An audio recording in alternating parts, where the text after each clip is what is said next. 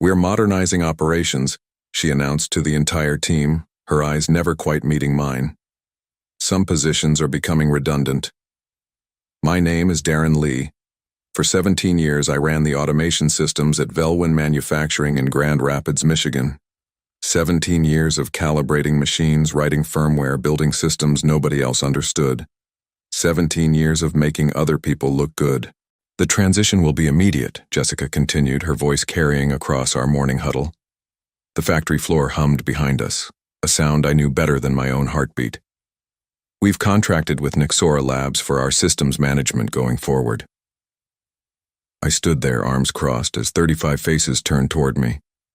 Not with sympathy, just curiosity, wanting to see how the old guy would take it.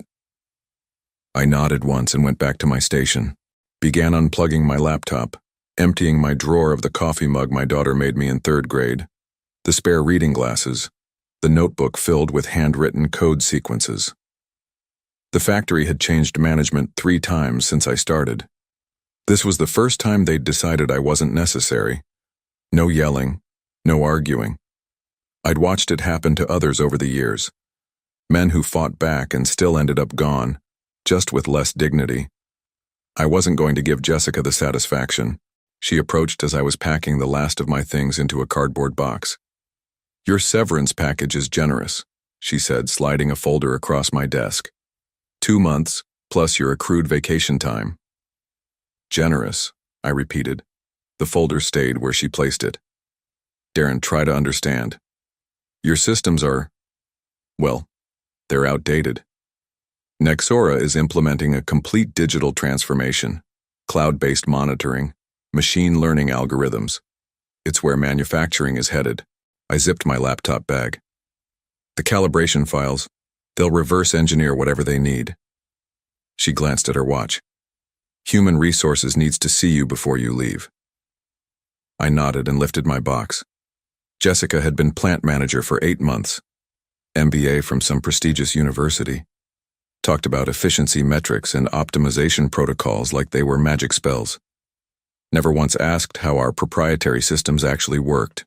Never questioned why our factory had the lowest defect rate in the industry despite running equipment that was over a decade old. I walked past the CNC machines I'd programmed, the conveyor system I'd customized, the quality control scanners with my custom algorithms. Jessica was right about one thing. I had built outdated systems, but I had built them to last, and I had built them so only I could fix them when they broke. I started at Velwin back when we made automotive components for just 3 car manufacturers. Now we supplied precision parts to 12 auto companies and had branched into aerospace. The old owner, Harold Velwin himself, hired me fresh out of college when I showed him how I could reprogram their first robotic arm to move 30% faster without losing accuracy. "Son, you speak their language," he'd told me, pointing at the machines. "That's rare." For 10 years, Harold let me build our automation systems my way. I wrote proprietary firmware for every major piece of equipment, created calibration routines that squeezed performance from machines well past their prime. When manufacturers discontinued support for older models, I kept them running. When new equipment arrived, I modified their software to integrate with our existing systems. After Harold retired, his son sold the company to Travella Freight, a logistics corporation branching into manufacturing. They kept me on because the numbers made sense. Why replace $50 million of equipment when my algorithms made them perform like newer models? Then Jessica arrived. Young, ambitious, with PowerPoint slides showing how outdated our factory was compared to competitors. She never addressed me directly in meetings, preferring to talk about legacy systems like they were diseases needing eradication. 3 months ago, I noticed Nexora Labs representatives touring the factory floor, taking photos of control panels, asking operators questions. I approached Jessica afterward. "Are we bringing in consultants?" I asked.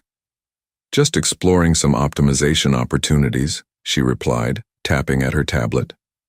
"Nothing to worry about." The next week, I was locked out of the management server. My access credentials suddenly expired. It apologized for the glitch, but only restored partial permissions. I could still do my job, but certain administrative functions now required Jessica's approval. I mentioned it to Leon, our floor supervisor, and the closest thing I had to a friend at work. We sometimes fished together on weekends. Politics, he muttered. New manager needs to make her mark. Just keep your head down. That night, I backed up all my calibration files and code repositories onto my personal laptop. Not company property, my intellectual work. The systems would run fine without them, until they didn't. Until a machine drifted from tolerance or a sensor needed recalibration. The fixes were all in my head and in my private notes, documented nowhere else. They were about to learn what 17 years of institutional knowledge was actually worth. My severance meeting with human resources lasted 20 minutes. Signatures, explanations of benefits, return of my building access card. The HR manager, Thomas, avoided eye contact throughout. He'd been with the company almost as long as I had. "Is there anything else you need from me before I go?" I asked when we finished. Thomas looked uncomfortable. "Actually, Jessica mentioned you might consider a consulting arrangement. 2 weeks to help with the transition? Paid at your current rate." I almost laughed. 2 weeks to download 17 years of knowledge? "It would give you some additional income while you job search," he suggested weakly. "I'll pass." I stood up. "But thanks for the offer." Walking out through the factory floor, I passed Leon. He broke away from a conversation and followed me toward the exit. "This is bullshit, Darren," he said quietly. "I told Jessica, you're the only one who understands how these systems work together." Apparently, Nexora Labs disagrees. They're salespeople. They don't know what they don't know. Leon glanced over his shoulder. "What happens when the next calibration cycle comes up? Or when the Southwest conveyor starts making that grinding noise it makes every winter?" I shrugged. "Not my problem anymore." "Come on, man. 17 years and you're just walking away?" I stopped at the door and turned to Leon. "What exactly do you expect me to do? Beg for my job? Tell Jessica she's making a mistake? You think that would change anything?" Leon had no answer. I clapped him on the shoulder. "I'll call you. Maybe we can get that fishing trip in next weekend." But I wouldn't call.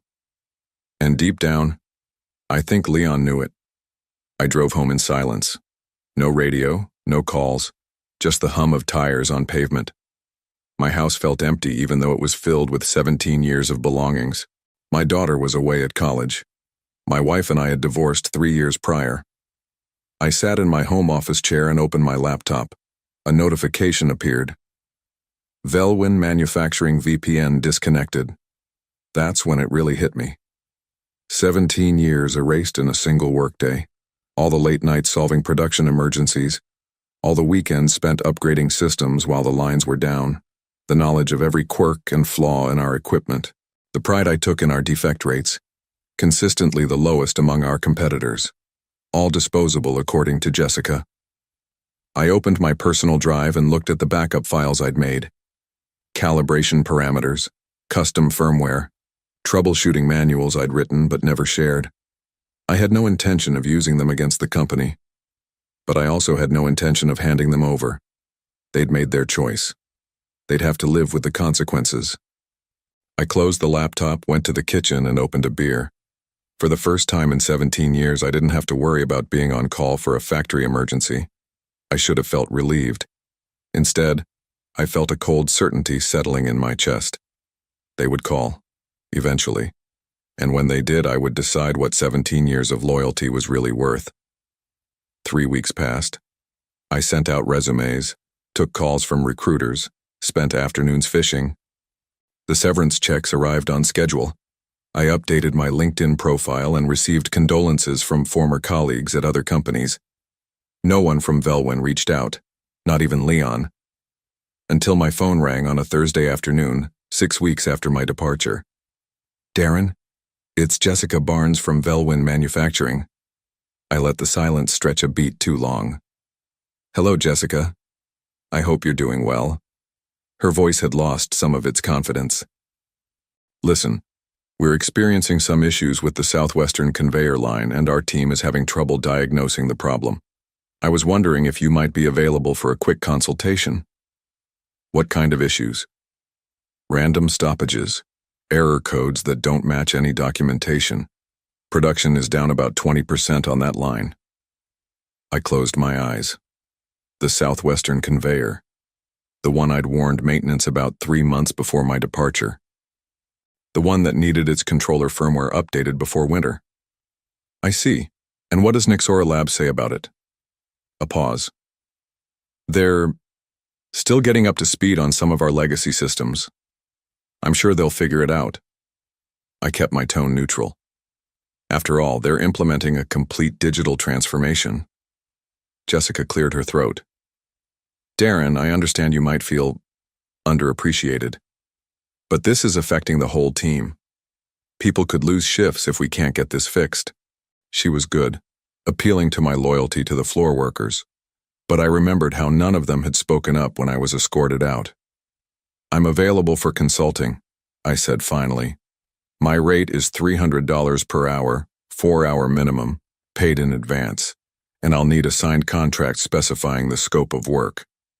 That's more than twice your former salary rate. That's my consulting rate. Take it or leave it.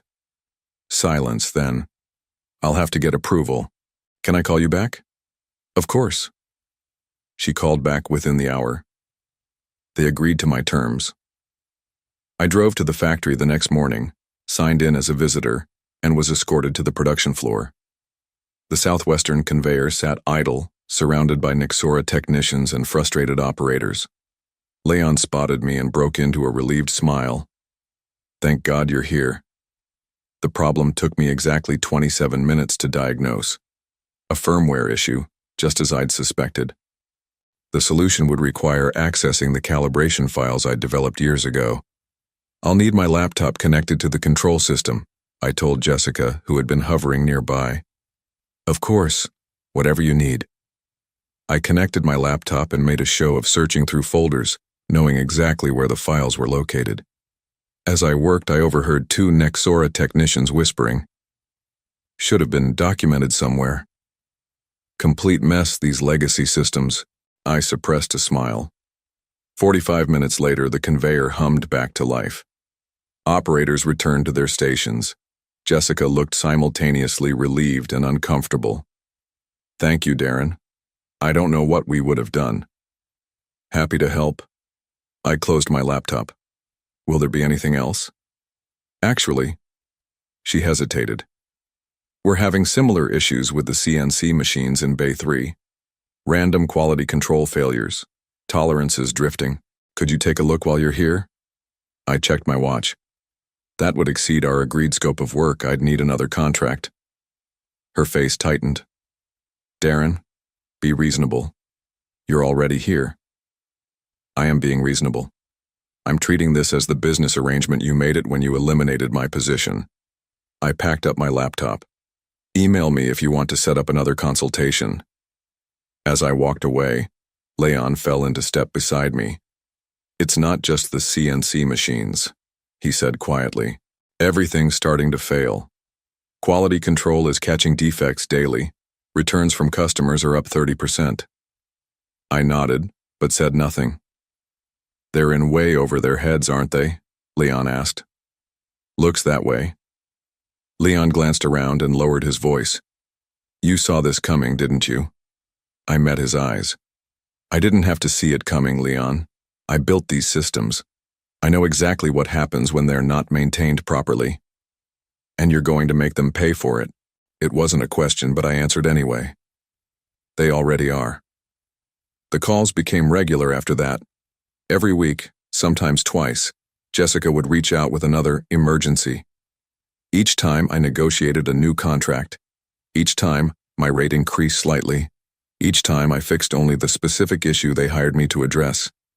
2 months after my departure, I received a different call.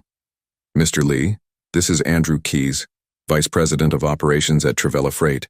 I sat up straighter in my chair. Good afternoon, Mr. Keyes. I'll get straight to the point. Our Grand Rapids facility is experiencing unprecedented quality control issues. Warranty claims have tripled. We've lost 2 aerospace contracts due to precision concerns. Jessica Barnes has informed me that you've been providing consulting services for specific technical problems. That's correct. I'd like to discuss a more comprehensive arrangement. I remained silent, waiting.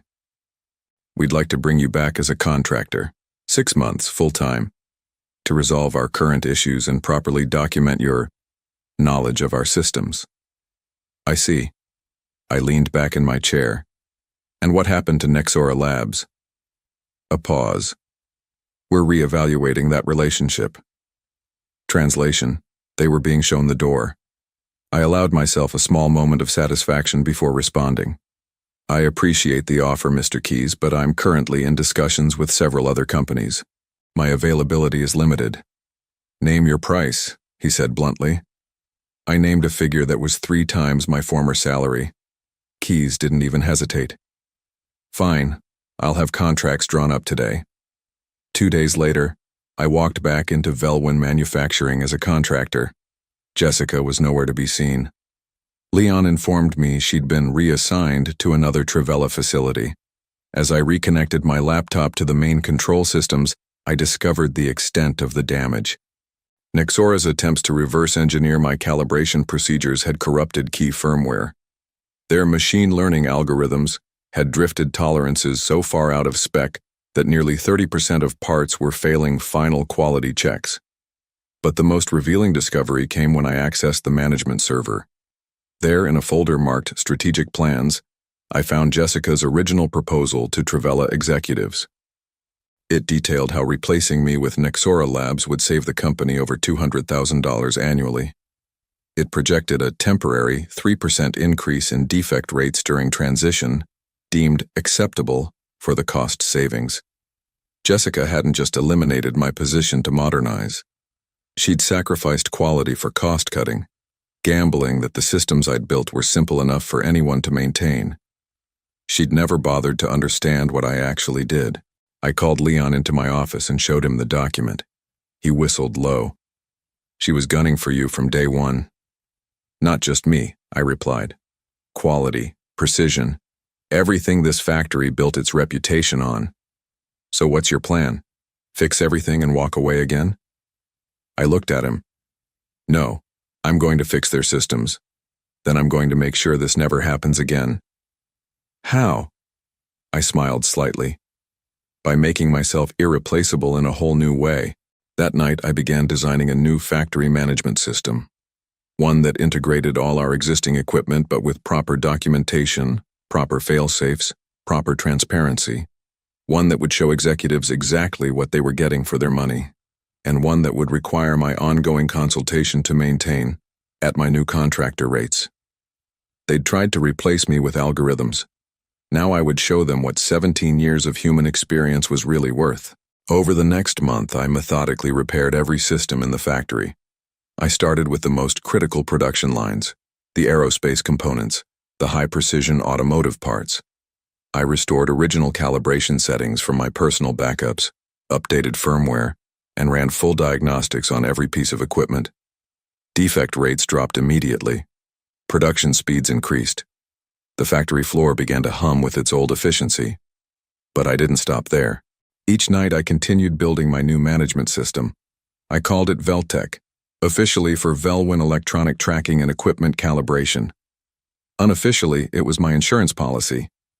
I arranged a meeting with Andrew Keys and the remaining management team 4 weeks into my contract. The immediate crises have been resolved, I began, standing before their conference table with my laptop connected to the projector. But you have a structural problem that goes beyond technical issues. Keys leaned forward. Go on. Your quality control metrics were hidden from executive view. Jessica Barnes was able to present cost savings without revealing the true impact of her decisions. I brought up a screen showing production data from the past 3 months. Red lines showed defect rates climbing, warranty claims spiking, precision metrics failing, all while reported costs decreased. This is what happens when you optimize for one variable at the expense of everything else. The room was silent. I clicked to the next slide showing my Veltech interface. This is what I propose. A full integration of all factory systems with executive-level visibility, real-time quality metrics, predictive maintenance schedules, Complete transparency between the factory floor and corporate headquarters. And this would prevent another situation like we just experienced? Keyes asked. It would make the trade-offs visible, I replied. You might still choose to prioritize cost over quality, but you'd do it with full awareness of the consequences. I clicked through more screens, showing how Veltec monitored each machine, tracked material flow, predicted maintenance needs, and calculated true cost per part, including defect and warranty expenses. How long would implementation take? Asked Keyes. 3 months for full integration. I've already built the core architecture. And who would maintain it afterward? Here it was, the moment I'd been building toward. I would, under a long-term consulting agreement, 2 days per week, on site. My company would retain ownership of the Veltec software, licensing it to Travella Freight with full support and updates. Your company? Keyes raised an eyebrow. Lee Industrial Systems, my new consulting firm. I hadn't actually formed the company yet, but Keyes didn't need to know that. That sounds expensive, one of the other executives commented. Less expensive than what just happened, I replied evenly. I've calculated the cost of the quality crisis over the past 3 months. Lost contracts, warranty claims, overtime, emergency fixes. I brought up another slide showing the total, just over $3.4 million. The room went quiet again. My annual consulting fee would be $320,000. The Veltec license would be $150,000 per year. Total cost, $470,000 annually. Compare that to your recent losses. Keyes studied me. You've put a lot of thought into this, Mr. Lee. I've had time to think, I replied. About value, about knowledge, about what happens when companies treat people as interchangeable parts. He nodded slowly. I'll need to take this to the board, but I think you've made a compelling case. As the meeting ended, Leon was waiting outside. He fell into step beside me as I walked back to my temporary office. How'd it go? He asked. We'll see. Either they value what I'm offering or they don't. Leon smirked. After the beating they just took, they'll value it. I stopped at my door. By the way, I'll need a shop floor manager for Lee Industrial Systems. Someone who knows these machines, these people. Interested? Leon blinked in surprise, then slowly smiled. You serious? Dead serious. I'm done building success for other people. Time to build something of my own. 1 week later, Andrew Keyes called to accept my proposal.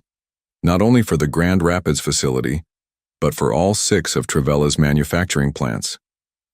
6 months later, I stood in the observation room above the factory floor, watching operations run smoother than they ever had. Beside me stood Andrew Keyes and another executive I didn't recognize.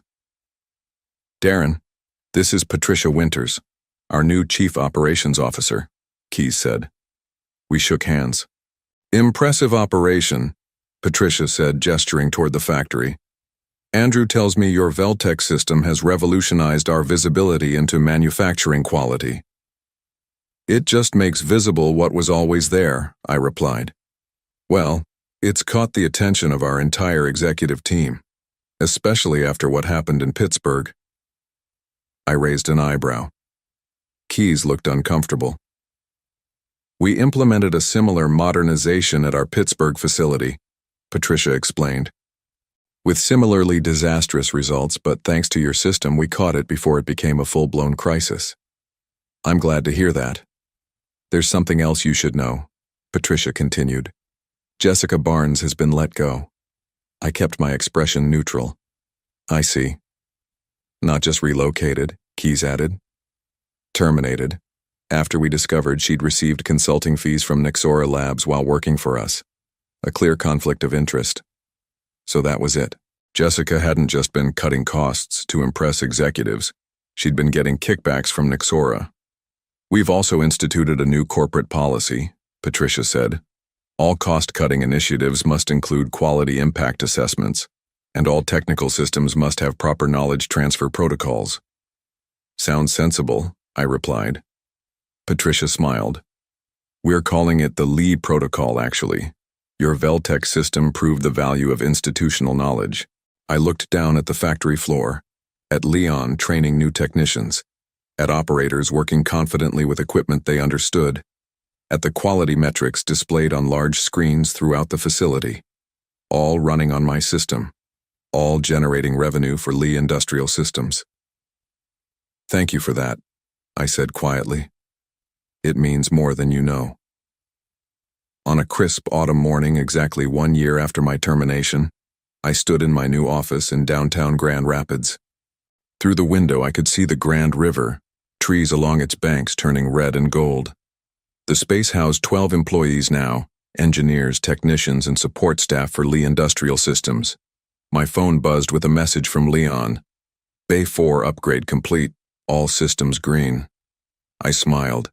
Leon had become my right-hand man, overseeing implementation at all Trivella facilities while I focused on expanding to new clients. We'd added 3 more manufacturing companies in the past quarter alone. The industry had started to talk about the company that specialized in preserving legacy knowledge, about the system that bridged the gap between aging equipment and modern analytics, about the founder who had turned a termination into a triumph. On my desk sat an industry magazine with our story featured on the cover.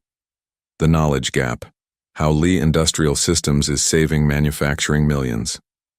Below it lay an invitation to speak at next year's automation conference. On the panel Jessica Barnes had once headlined. I picked up a framed photo, my daughter in her graduation cap and gown from last spring. She'd just started a job in industrial engineering, inspired partly by watching her father's career implode and then rise from the ashes. "Dad, you didn't just take lemons and make lemonade," she told me at her graduation dinner. "You took lemons and built a lemonade empire." My office door opened and my assistant poked her head in. "Your 10 o'clock is here. The Velwin family." I nodded. Harold Velwin, long retired, had reached out about buying back his old company from Trivella. He wanted my advice on modernizing while preserving quality. I straightened my tie and walked to the conference room, no longer an employee but a trusted advisor, no longer disposable but essential. Sometimes the best revenge isn't just proving them wrong, it's becoming something they never imagined you could be.